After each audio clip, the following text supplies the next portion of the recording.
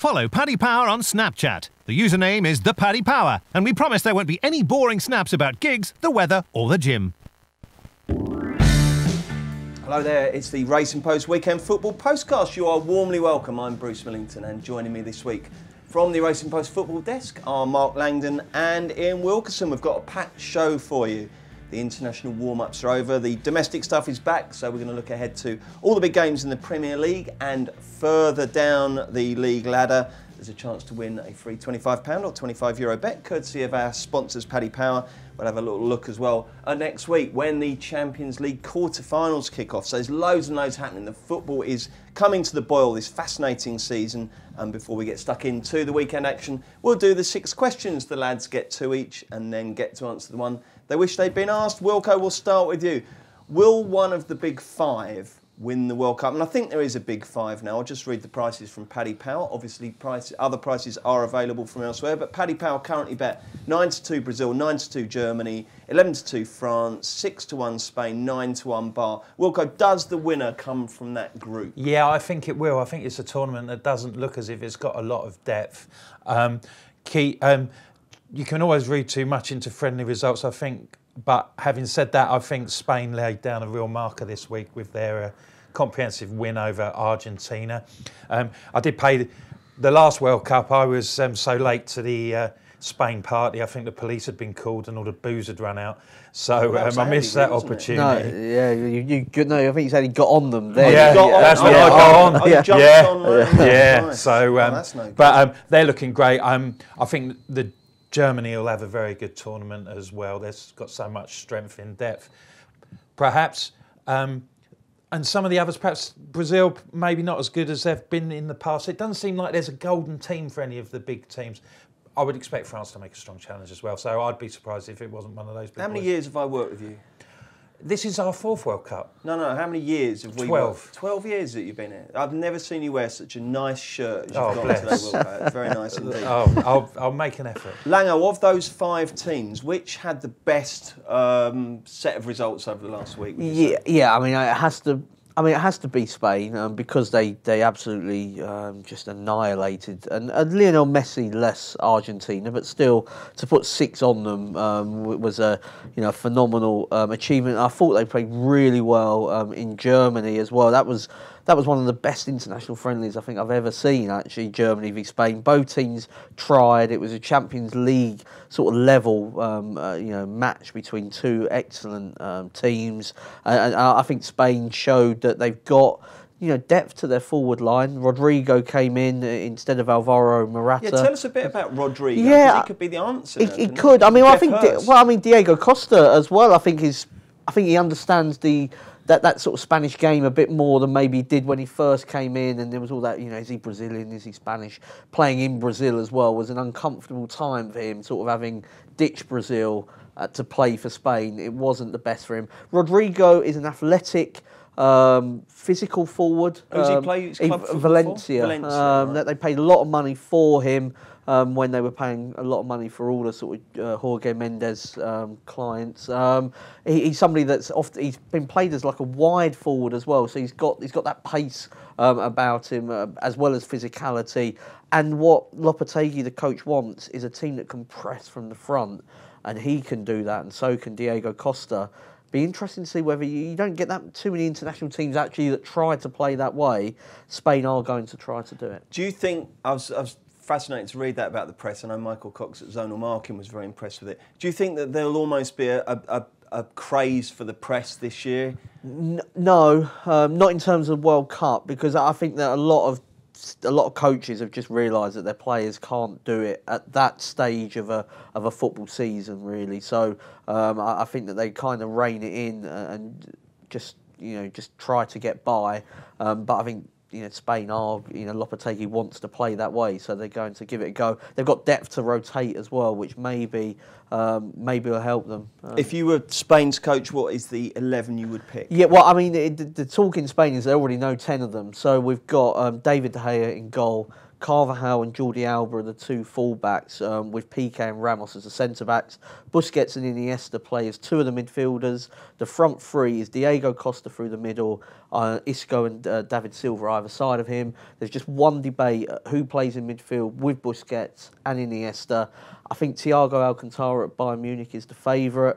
Other options are Koke and Sol, both at Atletico Madrid. So there's good options there. A couple of those names, they took part in that comprehensive win that they had in the week as well. Yeah, absolutely. So they're looking good, Spain. They are looking good. I mean, you just wonder whether they maybe peaked a little bit early. You want to do your best work in June and July and not necessarily March. But I mean, it was as good as you could get, really. Absolutely. Wilco, how much less do you bet on football when it's international week? I rarely bet too much on international football at all.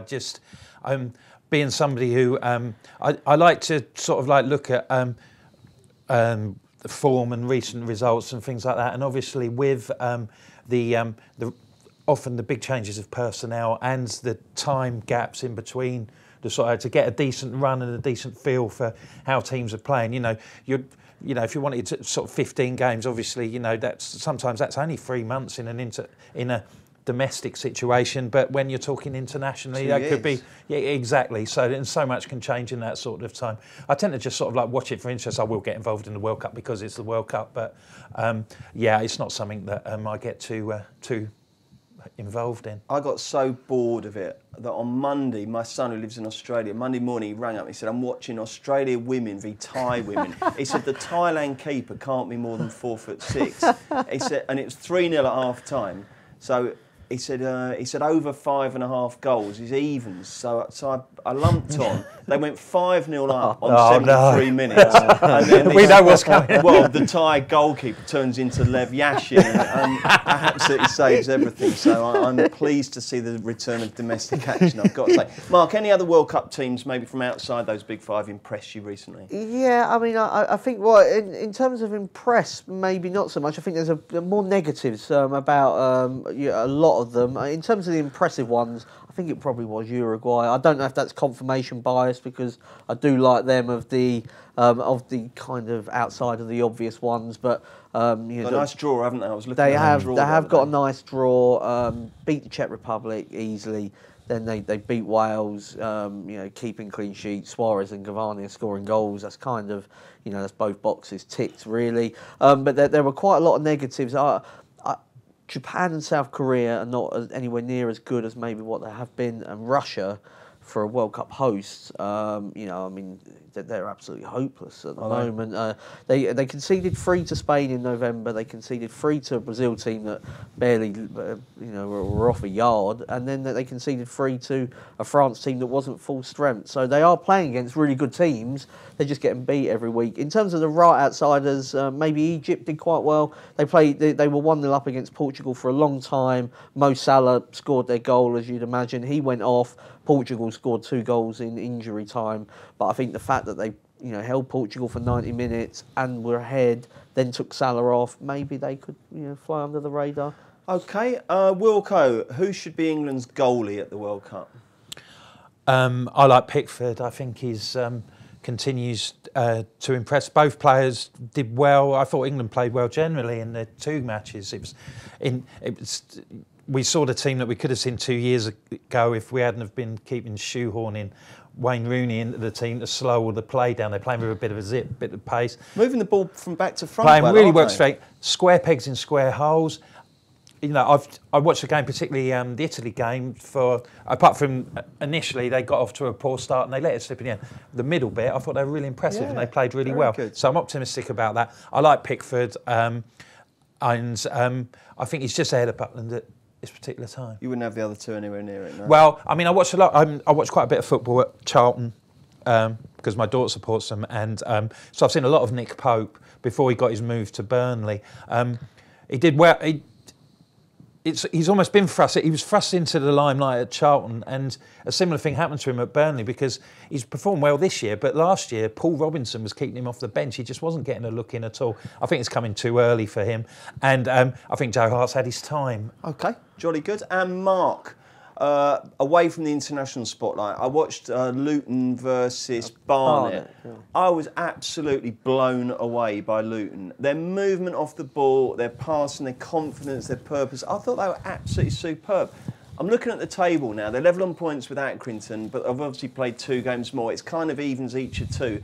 What do you think will happen there? Yeah, I know what you hope happens. Yeah, I think that probably the value is probably with Accrington now, because 2 games in hand for a team that's I think when you're in relegation trouble, the 2 games in hand doesn't mean as much because you're not expected to get as many points. See Rochdale. Yeah, I mean, but 2 games in hand for a team that's won 10 of their last 12 or 9 of their last 11, it feels like quite a big advantage. Easter is absolutely massive. Accrington have got Notts County on Monday and they travel to Mansfield on Friday. If they come out of that with probably even 3 points, they're going to be really happy.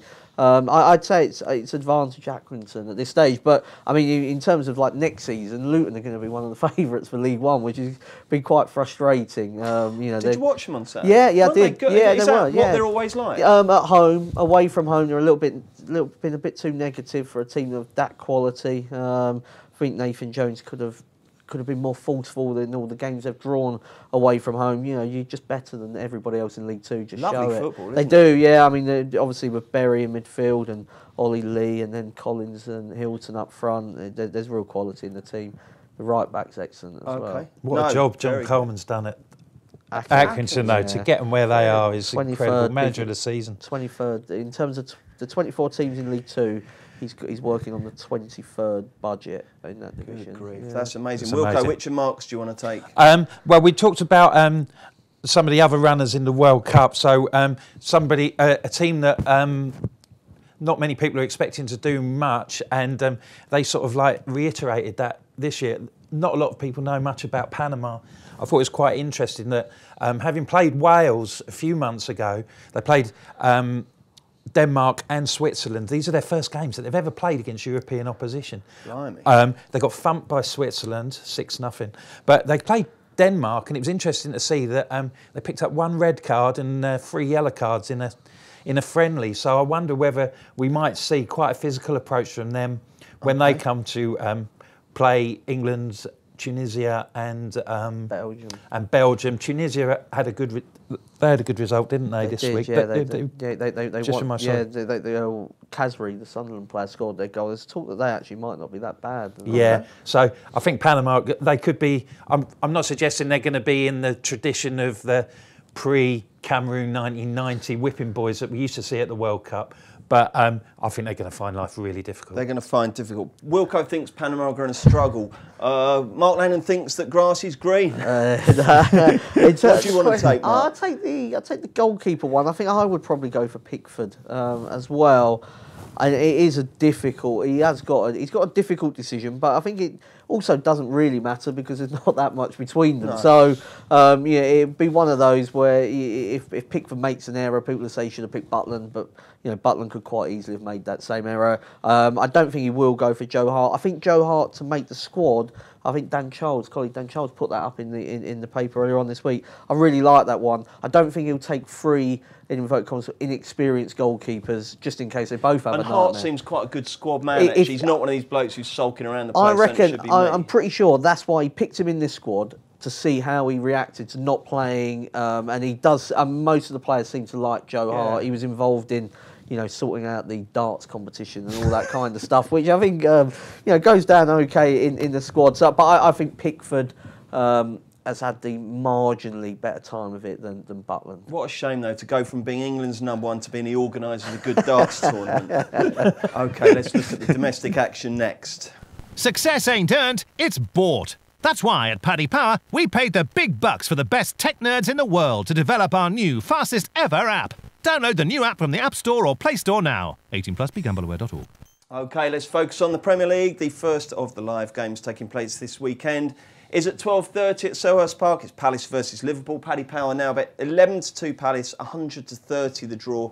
4-9 Liverpool. I noticed Palace were available at 15-2 somewhere early in the week, so there's been a bit of money for them. Not quite sure why. Mark, what do you think will happen at Selhurst? I think that probably because Liverpool have got this game against Man City coming up on Wednesday in the Champions League. It's straight after the internationals, which I think is a slight concern for the bigger teams. Usually, you know, they call it the FIFA virus, I think, when sort of players come back injured from international duty. But I'm going to go for Liverpool to win by exactly 1 goal. I think Palace will give them a good game, as they have done to most of the big teams this season. Lost 3-2 to United, lost 1-0 to Tottenham, recently lost 2-1 at Stamford Bridge, 3-2 to Arsenal. So there is a pattern of them competing well, not necessarily... 1-0 at Anfield. 1-0 at Anfield, which I was...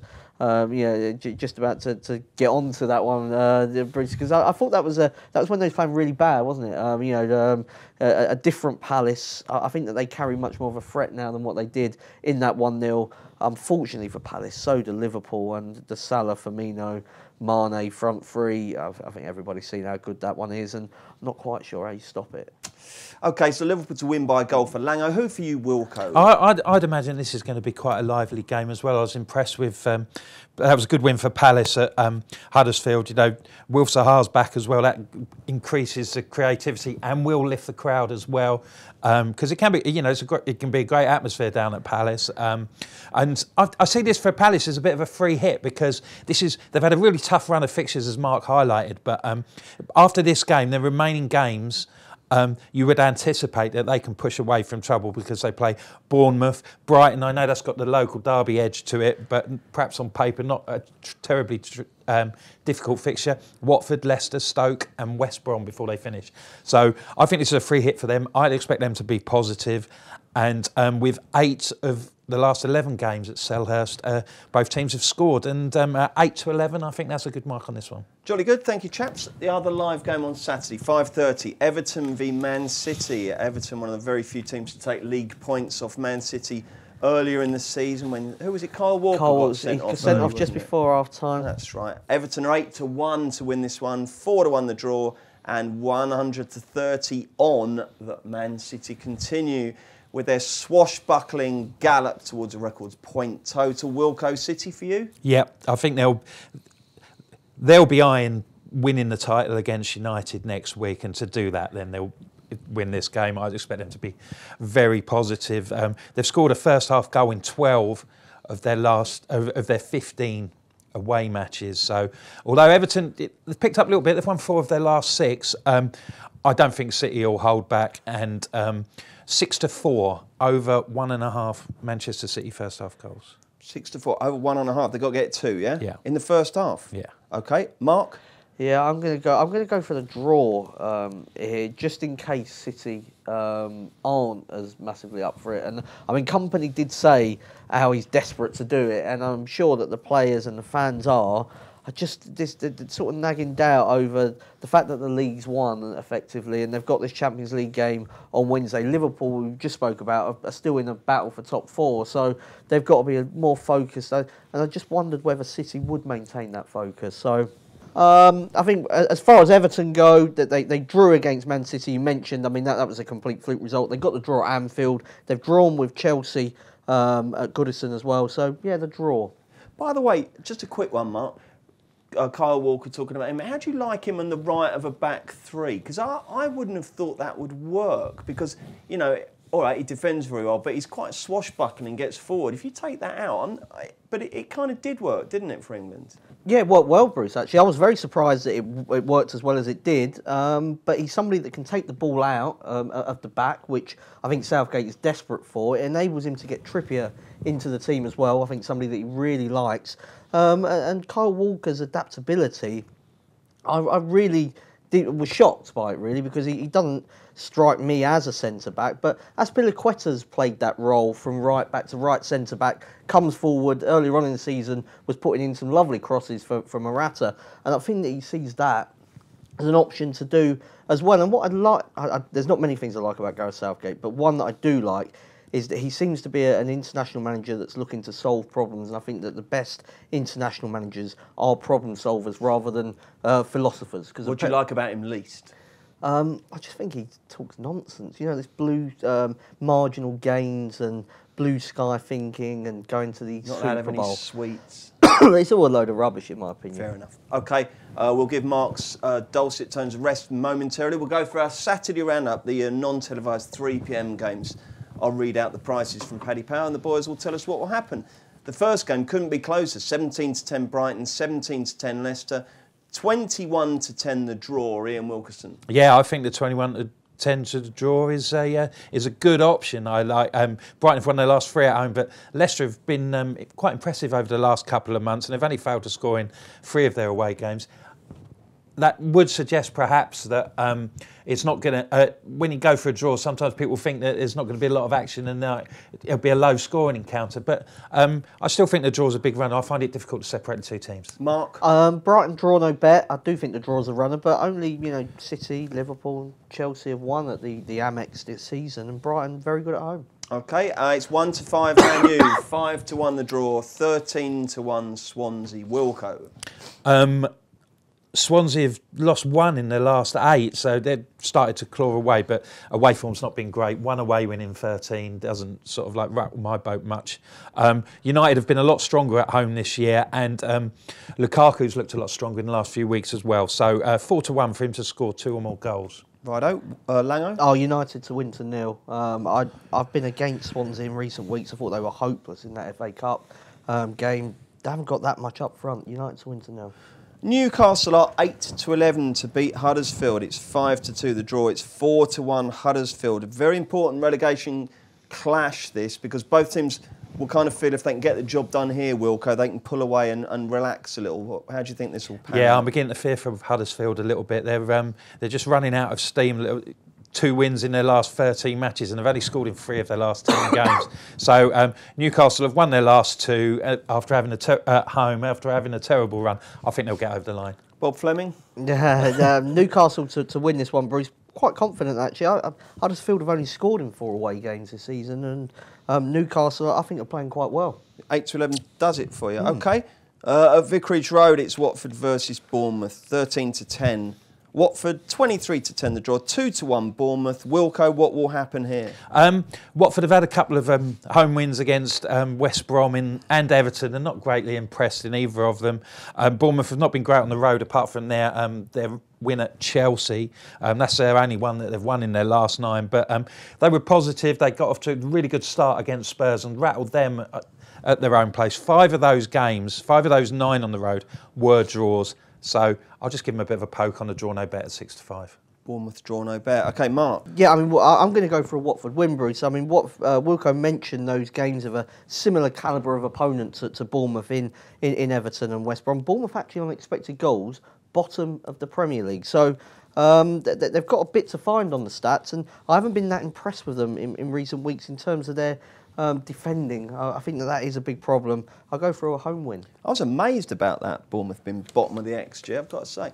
Okay, West Brom versus Burnley. West Brom are 6-4. It's 2-1 the draw. It's 2-1 Burnley. Ian Wilkerson, give us a tip. Yeah, I'm all over Burnley for this one. I think West Brom are gone. I'm really impressed with. I like Burnley's approach of playing with 2 big centre forwards. It's quite, it just proves that there's more than one way to skin a cat. And we did it for 100 years, didn't we? Yeah, exactly. Well, it can't be that wrong, can it? But yeah, I've really enjoyed the way that Ashley Barnes and Chris Wood have been linking up. I think they could make for a really difficult afternoon for Alan Pardew and his team. So Burnley 2-1. Do you concur, Mark? Yeah, I don't think I could back West Brom. 7 straight defeats, and they just find ways to drop points. Really, I was looking more towards the draw angle.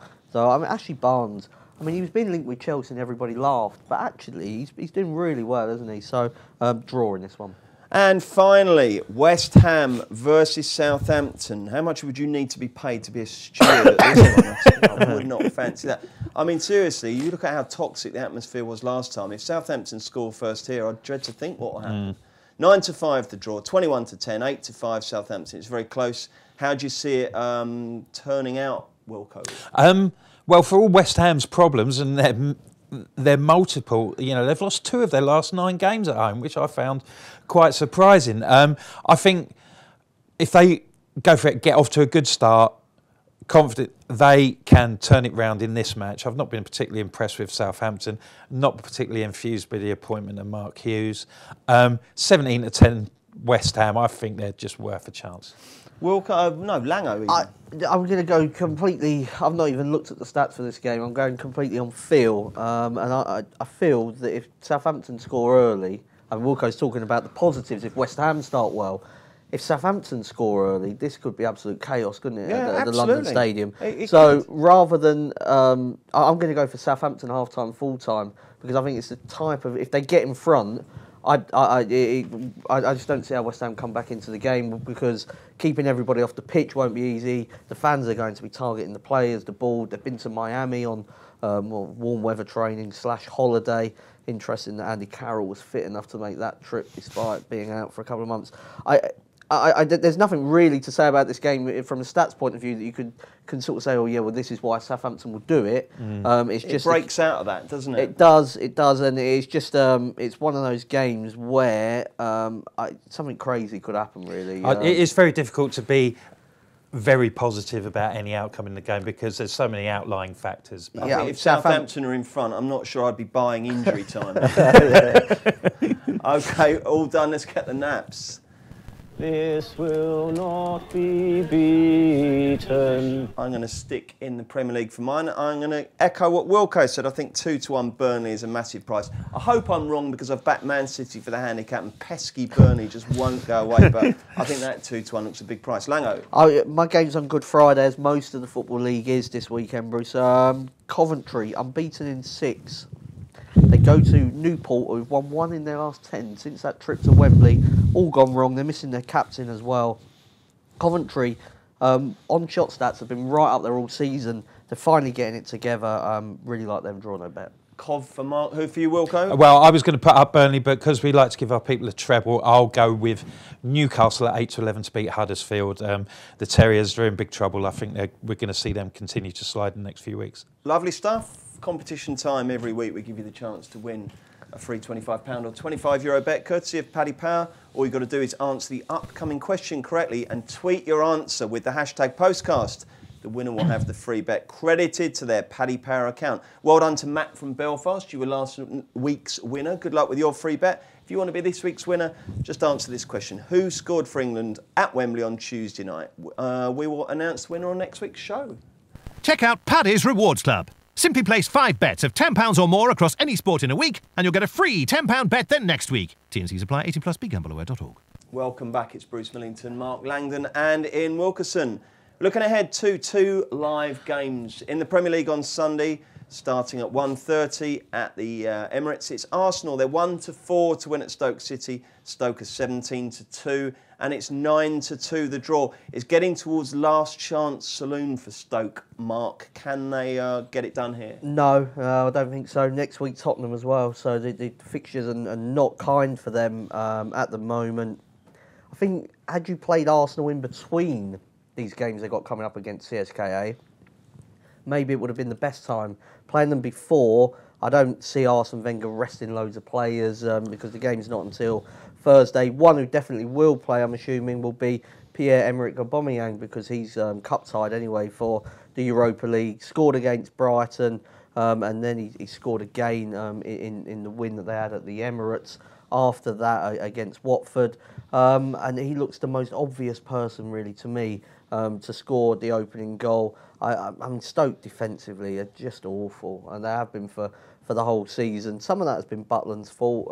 He's not kept goal particularly well, but they don't get much protection. That midfield, just there's just a lack of energy, lack of quality, lack of organisation in there, and it's been there all season. It's been there for 2 seasons really. They spent nearly 50% of last season in the Premier League relegation zone, and so I don't know why they keep talking about how surprised they are that they're in this bottom 3 again. I mean, Arsenal are not a team you can trust, I don't think, at really short odds, but Aubameyang finishing the season, I think he'll be looking to put down a marker for next year. Charlie Adams just started following Paul Keeley on Twitter, I'm told. So wow. I don't know how Keel's tipping is going at the moment. He likes his punting, doesn't he, Charlie Adam? He's been in the Racing Post jury. I've seen him on a Monday. No, he's a very keen fan, isn't he? Wilco, what do you think will happen? Arsenal Stoke. Yeah, I agree with Mark. Really, I can't see beyond a sort of like comfortable afternoon for Arsenal. Stoke one away win all season, and I can't see him getting one here. Arsenal scored at least, for all the people who go to and boo at various intervals at the Emirates, they've scored at least twice in 12 of their 15 home matches. And they've done that in the first half in 5 of their home league matches this season. And I think this could be another one. So over 1.5 Arsenal first half goals, which is 21-10. Let's do a quick. They played for both clubs. We should be able to get 5-ish, shouldn't we? Lee Dixon, Alan Hudson, Steve Bold. Feel free to join in. Yeah, I'm struggling really with Arsenal and Stoke. Who else have we got?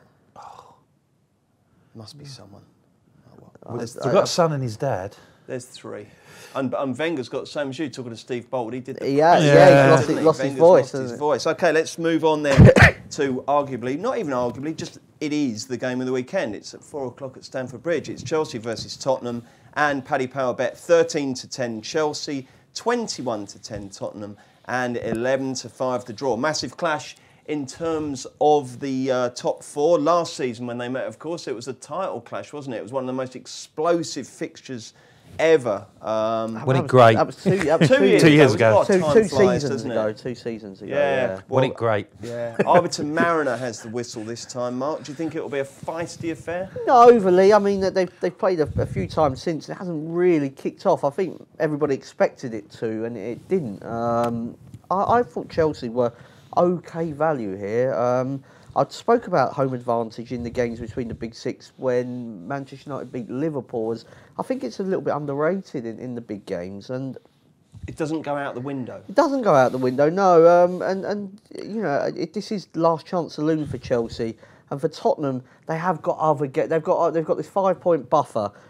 Pochettino hasn't had his press conference yet. I'm assuming Kane's not available. They didn't quite say when he'd be back. It was just in April sometime. But this is obviously just the 1st of April. So I don't expect Kane to play. And for all that people have spoken about Tottenham's good play this season, still I think away from home in big games they've struggled. They were non-existent in the 2-0 defeat to Arsenal and the 4-1 against Man City.